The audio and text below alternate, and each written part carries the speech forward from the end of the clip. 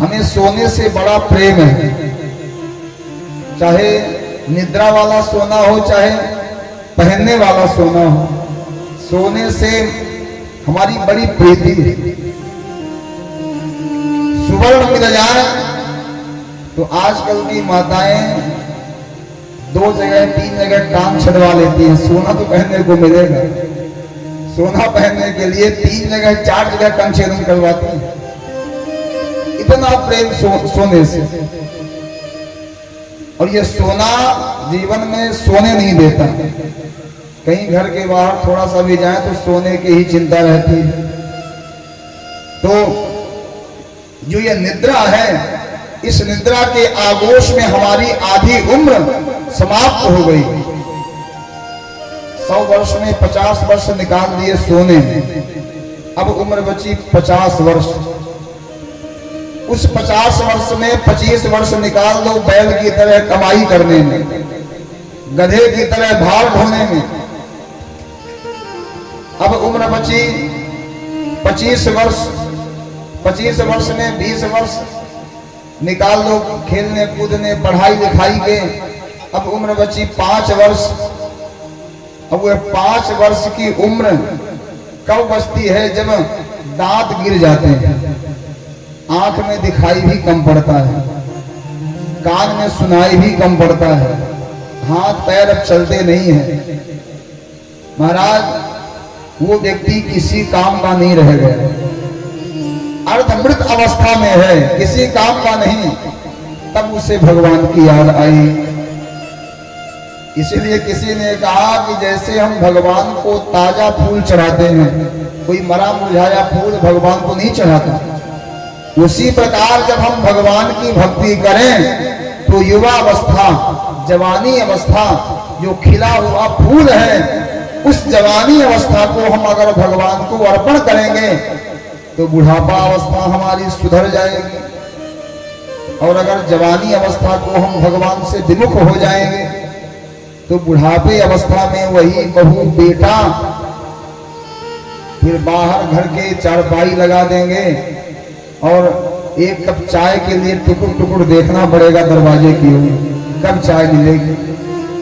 तो कहने का मतलब, अगर युवा अवस्था की भक्ति आपके जीवन में है तो वह बुढ़ापा भी हमारा श्रेष्ठ होगा। साधना अगर युवा अवस्था में हमने किया है तो वृद्धावस्था शांति से गुजर जाएगी। अगर हमने युवा अवस्था में गीता का अध्ययन किया है तो वह गीता मरते समय कोई सुनाएगा तो काम आएगी। अगर हमने युवा अवस्था में गंगा स्नान किया है तो मरते समय कोई मुख में गंगा जल डालेगा तो गंगा जल काम देगा। और जीवन भर गंगा जी की बुराई, जीवन भर गीता गोविंद की बुराई, तो मरते समय भैया फिर गीता गंगा क्या करेंगे?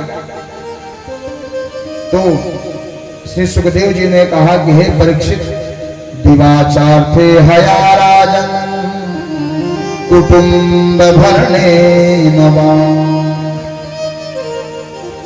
लेकिन फिर भी एक शास्त्रों का निचोड़ राजा परीक्षित को श्री सुखदेव जी बता रहे हैं। सांख्य योगाभ्याम स्वधर्म परिनिष्ठया जन्म लाभ परः पुंसां अन्ते नारायण स्मृति।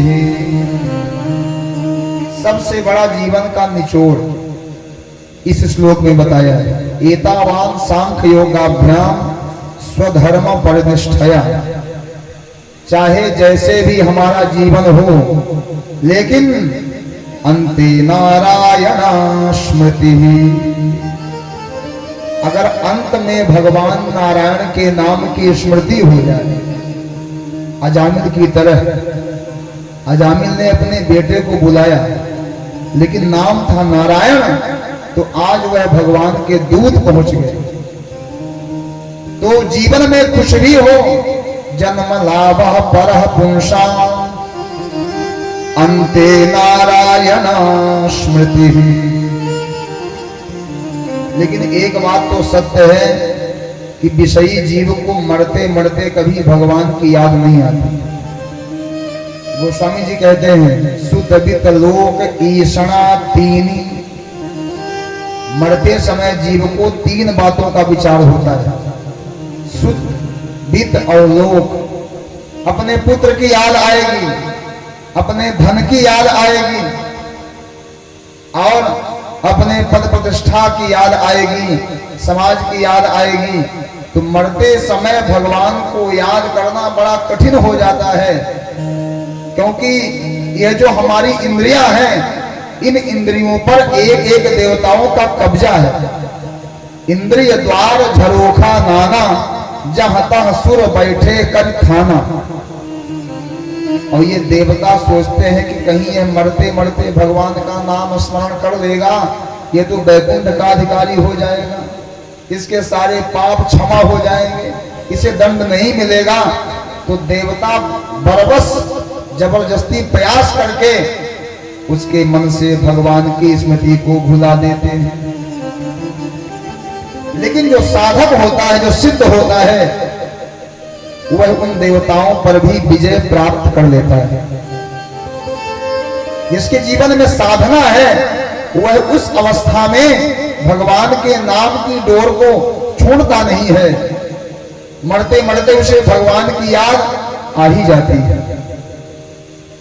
तो ऐसे राजा परीक्षित को श्री सुखदेव जी ने एक श्लोक में जीवन का लाभ समझा दिया।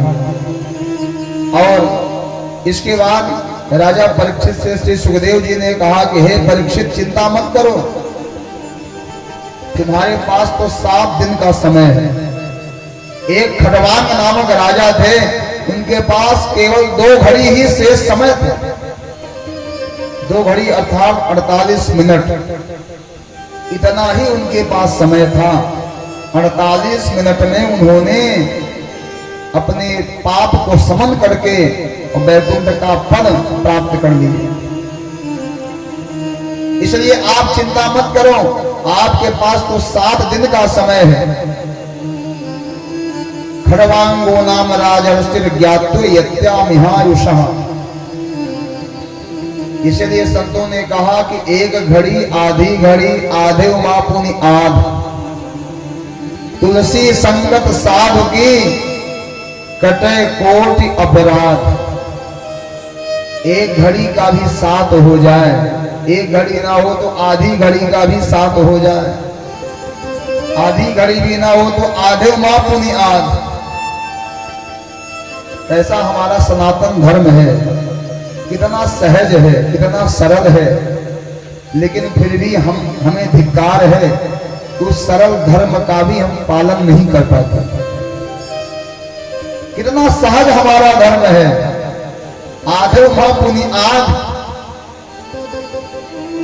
तो राजा परीक्षित श्री सुखदेव जी से कहते हैं कि महाराज, जो ये कथा आप हमें सुना रहे हो, इस कथा को हम जीवन में कैसे उतारें। यथा संधार्यते ब्रह्मन् धारणा यत्र सम्मता। कथा सुनने का पात्र होना चाहिए। हमारे हृदय में जगह ही नहीं है तो भगवान की कथा समाहित कहां होगी। हमारे पास पात्र ही छोटा है तो भगवान की कथा को हम रखेंगे कहां। एक बेचारा लोटा लिए कुआं के पास गया, वो कुआं से जल भरने लगा। तब तक में किसी ने कहा, रे कुआं में जल क्या भर रहा है, चला जा तालाब में सुंदर जल भर ले। बेचारा लेके लोटा पहुंच गया तालाब में। जो तालाब में जल भरने लगा, किसी ने कहा तालाब में क्या भर रहा है, नदियां बह रही हैं, जाके शुद्ध नदियों का जल भर ले। नदियों के पास पहुंचा, लोटा में जल भरने लगा। किसी ने कहा नदी में क्या भर रहा है, जाके समुद्र पास में है, समुद्र से जाके जल भर ले। समुद्र के पास गया, जो समुद्र से जल भरने लगा तो समुद्र ने कहा कि जब तेरे पास लोटा भरने के लिए है तो तू कुआं से ही भर लेता। अरे मैं तो समुद्र हूं, मेरे पास तो अथाह जल राशि है। तेरे पास जब छोटा पात्र है तू कुआं में ही जल भर देता।